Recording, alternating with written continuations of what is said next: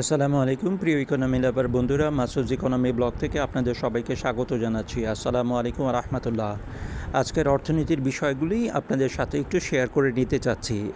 কিছুটা বিস্তারিত ব্যাখ্যা দেওয়ার চেষ্টা করব, হয়তো 1 বা 2 পর্ব লাগতে পারে।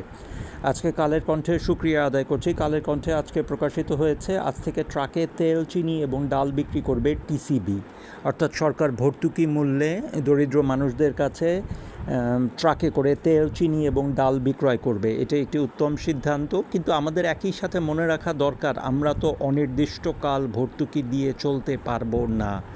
যেহেতু আমরা গরিব দেশ, আমাদের পক্ষে অনির্দিষ্টকাল ভর্তুকি দেওয়াও সম্ভব হবে না।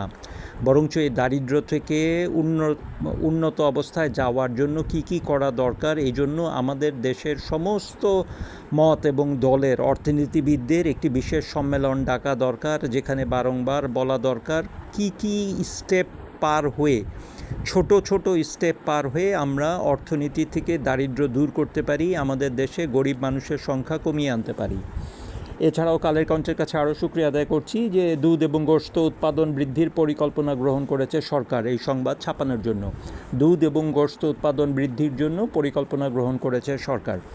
আচ্ছা, এরপর কালবেলার কাছে কৃতজ্ঞতা আদায় করছি। কালবেলার থেকে প্রকাশিত সংবাদে আমরা যেটা দেখতে পাচ্ছি, অর্থনীতিতে অব্যবস্থাপনায় আটকে যাচ্ছে বিমানের ডানা। দেখুন, বাংলাদেশ বিমান একটি অত্যন্ত ব্যয়বহুল সরকারি সংস্থা। মাসের পর মাস, বছরের পর বছর কিভাবে এটি লোকসান দিয়ে যায়, আর অন্যান্য দরিদ্র দেশ কীভাবে মাত্র 2-3টি বিমান নিয়ে লাভের মুখ দেখে, তা আমাদের কাছে আজও এক রহস্য রয়ে গেল।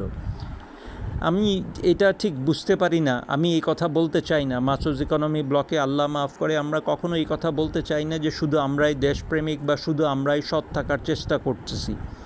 সারা বাংলাদেশে অসংখ্য কোটি সৎ মানুষ রয়ে গেছে, কিন্তু বিমানের ব্যবস্থাপনা পর্ষদে যতবারই আলোচনা উঠেছে, ততবারই কোনো না কোনো দুর্নীতির বিষয় নিয়ে আলোচনা অন্তর্ভুক্ত হয়েছে। এই জিনিসটি আমাদের চিন্তা করা দরকার যে বাংলাদেশ বিমান কেন বছরের পর বছর লোকসান দিয়ে যাচ্ছে। আশা রাখি যারা সরকারে আছেন তারা এই ব্যাপারে একটু খুঁটিয়ে দেখার চেষ্টা করবেন। এটি অত্যন্ত লাভজনক একটি ব্যবস্থা হতে পারত, কিন্তু তা না করে, এমনকি বাংলাদেশ বিমানকে যদি বেসরকারি মালিকানাধীন করেও একে লাভজনক করা যায়, তাহলে আমাদের সেটিও গ্রহণ করা দরকার। আর এরপরে আমরা যে জিনিসটি কালবেলার কাছে কৃতজ্ঞতা জ্ঞাপন করছি, সেটা হচ্ছে এসেনশিয়াল ড্রাগস কোম্পানি লিমিটেড, সরকারি ওষুধ বিতরণ সংস্থা, বলেছে 33টি অত্যাবশ্যকীয় ওষুধের দাম কমেছে। আলহামদুলিল্লাহ। সালাম, সবার সাথে কথা হবে।